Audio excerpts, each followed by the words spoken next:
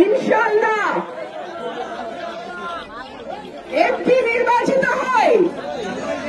কি চান আপনারা বলেন?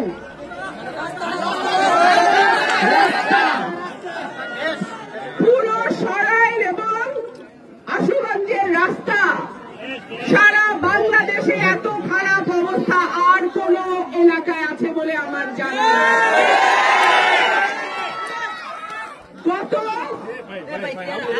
53 বছর আপনারা ভোট দিয়েছেন, আপনারা এমপি নির্বাচিত করেছেন, কিন্তু কাজ হয় নাই। এইরকম এমপি দিয়ে লাভ আছে?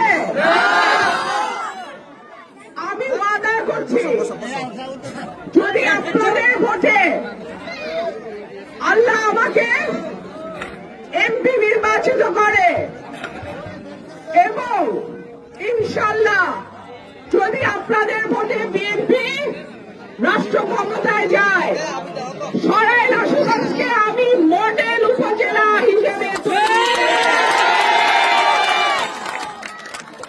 ব্রাহ্মণবাড়িয়ার গ্যাস সারা বাংলাদেশে যায়, কলকারখানা চলে, আমাদের চুলায় আগুন জ্বলে, ব্রাহ্মণবাড়িয়ার মানুষ গ্যাস পায় না। ইনশাআল্লাহ আমার মা বোনরা আছেন ওখানে, আমি আমার সর্বোচ্চ চেষ্টা করব গ্যাসের ব্যবস্থা যেন ব্রাহ্মণবাড়িয়া।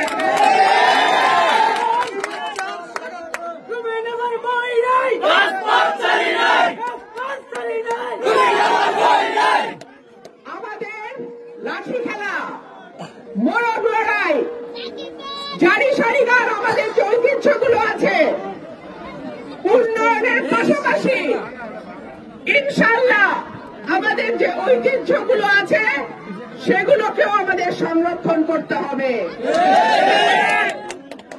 আমরা জনগণের ভোটে রাষ্ট্র ক্ষমতায় গেলে আমাদের যে কর্ম পরিকল্পনা আমরা নিয়েছি, তাতে ঘরে ঘরে অন্তত বেকারের সংখ্যা যাতে কমে আসে সেই মতো আমরা ব্যবস্থা নেব।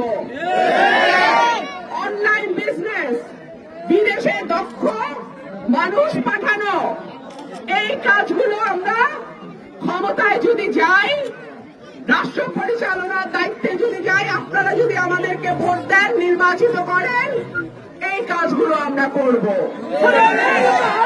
তুমি না পারগাছি, তুমি না পারগাছি, সোনার মাটি, সোনার মাটি, তুমি না পারগাছি, আশুগঞ্জের মাটি, তুমি না পারগাছি, কালীগঞ্জের মাটি, তুমি না পারগাছি, সোনার মাটি, তুমি না পারগাছি, সোনার মাটি, তুমি না পারগাছি, আশুগঞ্জের মাটি, তুমি না পারগাছি।